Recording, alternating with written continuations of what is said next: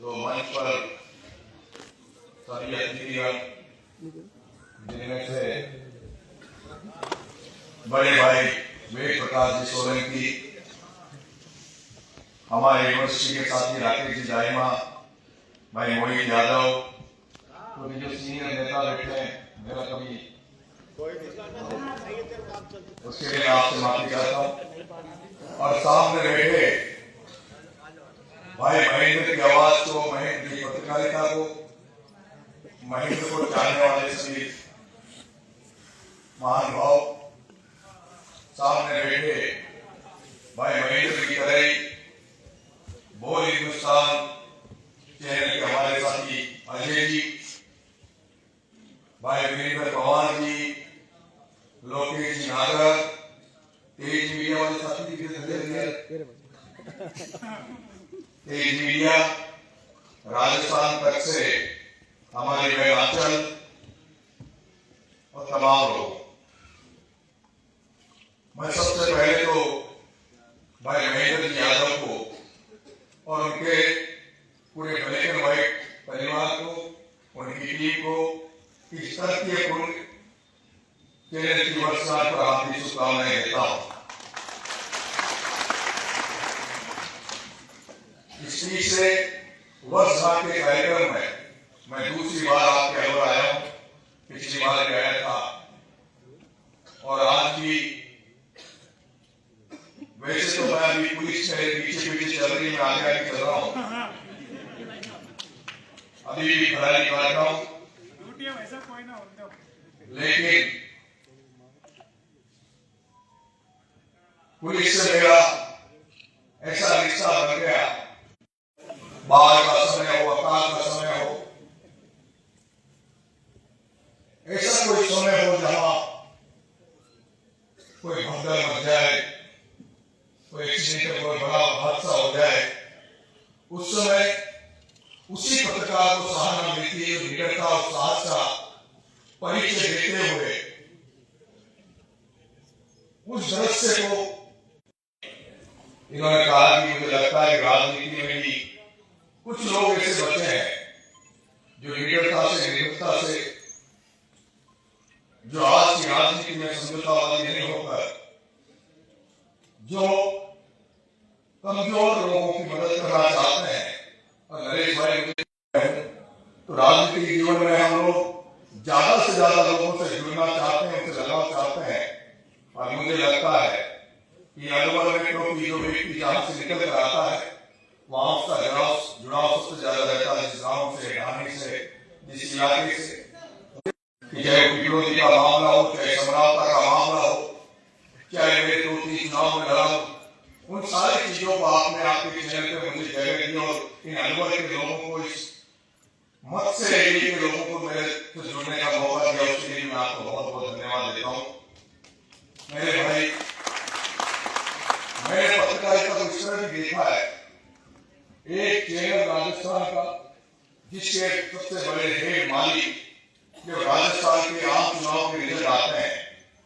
तब मैंने देखा कि उन्होंने जब पिछला चुनाव का रिजल्ट आ रहा था तो उनको लग रहा था पता नहीं चुनाव का रिजल्ट क्या रहेगा, तो उन्होंने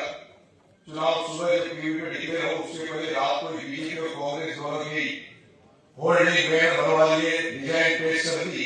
कि अगर बीजेपी की सत्ता आ जाए तो पूरे जयपुर को बीजेपी से पोल देना, कांग्रेस की सत्ता आ जाए तो कांग्रेस से पोल देना।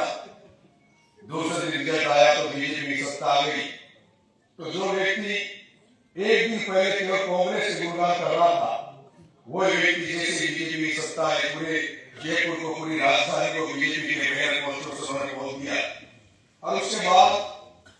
जब समय आया कि सीएम कौन होगा, तभी उस महानुभाव ने, उस चैनल के हेड ने, जो सीएम के फेस से फेस से उसको लगता था कि ये मुख्यमंत्री बन सकते हैं, तो उन मुख्यमंत्रियों के फोटो, उनके काम, उनकी डिजाइन, उनका इतिहास, वो सब उन्होंने ऑलरेडी पेश कर दिया कि भाई अगर ये मुख्यमंत्री बन जाए तो इसको पेश कर देना, ये मुख्यमंत्री बन जाए तो इसको पेश कर देना। तो एक तरफ तो वो पत्रकारिता है और एक तरफ दूसरी पत्रकारिता वो है जो सच्चाई के साथ, निर्भीकता और दृढ़ता के साथ उस सच्चाई को दिखाए, चाहे उसमें सत्ता नाराज हो जाए, चाहे नेता नाराज हो जाए। और मैंने भाई महेंद्र को कई बार ऐसे इसके नीचे मैंने देखा है कि एक जगह पे पिटता पिटता बचा, एक बड़े नेता से इन्होंने इंटरव्यू में पूछ लिया, उन्होंने मोबाइल छीन लिया, मोबाइल छीन के को धमकी दिया तो इस खबर को डिलीट कर दे और नहीं तो तू घर के बाहर नहीं निकलेगा। तो वो भी मैंने इसका देखा है, लेकिन उसके बावजूद भी निर्भरता से जिस तरह से ये पत्रकारिता का काम कर रहा है उसके लिए मैं बहुत बहुत धन्यवाद दूंगा। मेरे भाइयों, एक पूंजीपति का बेटा फैक्ट्री खोलने कोई विशेष बात नहीं होती। एक पत्रकार का, एक बड़े पत्रकार घराने में पैदा होकर अगर कोई बड़ा पत्रकार चैनल खोल ले तो कोई बड़ी बात नहीं है। डॉक्टर के घर में डॉक्टर पैदा हो जाए तो बड़ी बात नहीं है, जो हम आजकल देख रहे हैं। लेकिन एक साधारण परिवार में जो महेंद्र भी कई बार इसके पहले जेल में गया हुआ है, एक ऐसे साधारण परिवार से निकलकर अपना एक मुकाम बनाना, ये बड़ी बात है। और मैं देख रहा हूँ जो पत्रकार साथी महेंद्र भाई के साथ यहाँ बैठे हैं, मैंने जो मंच पर विराजमान है, मैंने ये भी समय देखा है कई यूट्यूबर्स चैनल, कई जो यूट्यूब चैनल जो बने हुए हैं उनको व्यू चाहिए,